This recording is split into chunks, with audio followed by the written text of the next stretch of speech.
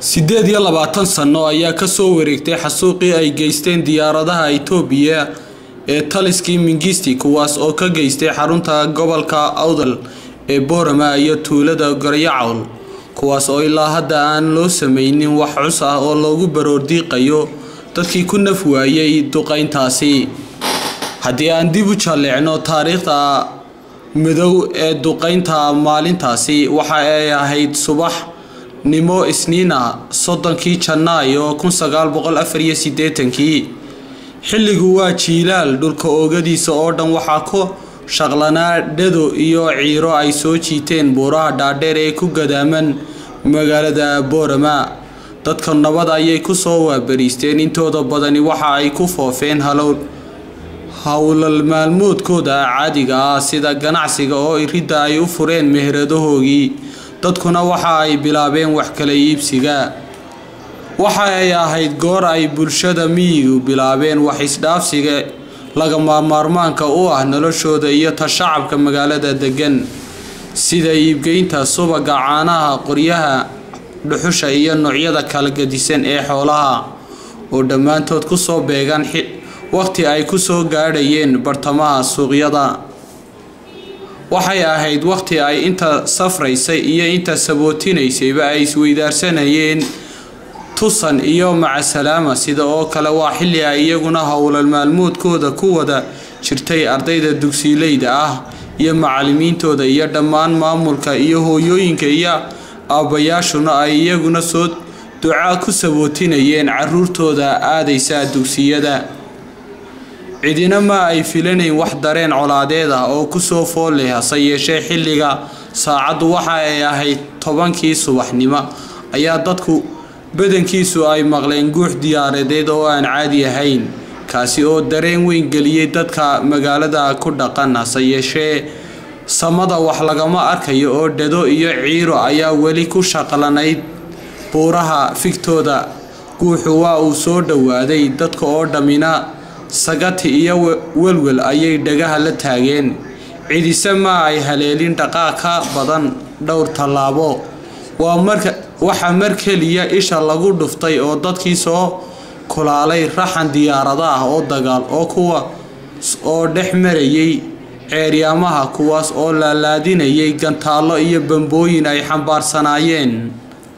magaalada oo dhan waxaa qariyay siigo, olol, onkod iyo dayaan iswata oo dadka oo dhan ku riday argagax naf iyo nololba ka quusteen. weerarkaasi waxshinimada ah waxaa geystay 6 dayuuradood oo ah kuwa dagaalka oo noocyadoodu kala ahaayeen MiG-21 iyo MiG-23. isugeynta dadka ku dhintay weerarkaasi waxa ay gaadhayeen 70 qof oo 32 ka mid ay ahaayeen ardayda dugsiyada hoose ee degmada Boorama kuwaas oo daadoodu u dhaxaysay 6 ilaa 14 jir iyo 4 macallin oo shaqo qaran ku jiray. waxa kale oo ku dhaawacmay 110 qof oo kale oo iskugu jira arday, shacab iyadoo isla markaana ay burburiyeen 70 guri iyo 4 dugsi hoose oo dhexe iyo xaruntii xanaanada caruurta ee MCH-ka. waxaan maanta waraysi kula yeelanay magaalada Boorama Jaamac Sharmaake Diiriye oo ah goobjooge u joogay dhibaatadii ka dhacday maalintaasi. isagoo ka hadlaya maalinta iyo sida ay wax u dhaceen ayaa waxa uu yiri sida tan.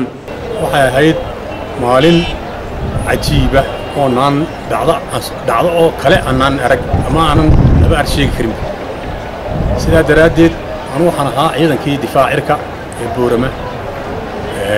waxaan joogay Boorama gudaheega saacadu waxay ku beegnayd meelaha 10kii oo minada yar dhiman ayaa subaxnimo markay dhammaan ardayda iskuulada ay wada galeen ayay ahayd. markaa waxay ii suura gashay inaan ku rido xabado dhan 57 xabo oo aagii kolka aan haystay ah iskuulka Sheekh Cali Jawhar oo aagii kolka mid fiican haystay.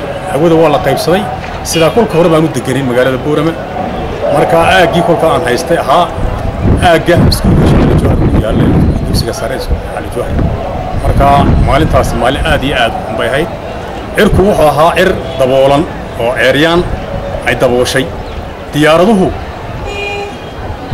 ma aanan baran kolkii hore waxbarashadii hore waxaan xoogaa sahlanayd inaan noo suuro gasho cirka oo caynkaa daboolan ka dagaalanno markaa waxaa nala kulantay cirkoo ceeryaani qarisay oonaan cirku meel ka muuqata ayna jirin haddana diyaaradii Itoobiya inay sidaa noola dagaalamaan markaa waxay naga soo gelayeen qaybta bariga waqooyi ee imika jaamacadda Amuud oo kale ay ku taalo ayay naga soo gelayeen waxayna nooga baxayeen kolkay waxridaanba dhinaca galbeed koonfureed oo Itoobiya kolka ay naga xigto ayay nooga baxayeen markaa dhibaatooyin weyn baa meesha ka dhacay geeriyo foolxumo magaaladu mar qulay dantay ay kala yaacday wax taagan dad socda iyo wax mashquula iyo wax dhintay iyo wax geeriya dhammaantood ayay dhacday maalin mar qura